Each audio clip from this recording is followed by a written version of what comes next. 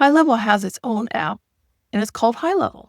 So if you go to your app store and search, you'll find a GoHighLevel app. Go ahead and load that.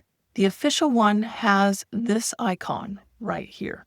So once you open that app, the very first time you're going to have to log into your GoHighLevel account, same login that you had on your desktop.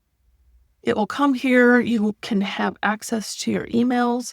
You can have literally access to just about everything that is on your GoHighLevel account. And then here's where you would log out. You can go ahead and set what notifications you want to get through your phone. And you can respond to emails right here. If you want to search for some emails that you might have done, go through your contacts, all of those, that would be right here at the bottom. If you have payments set up, you can actually do that here. Your point of sale. I don't have that set up in mine. You can look at your calendar in here, see all of your appointments, all of that. And of course, you can look at your contacts. You can add contacts. You can really do anything in here that you can do on your desktop version of your GoHighLevel app.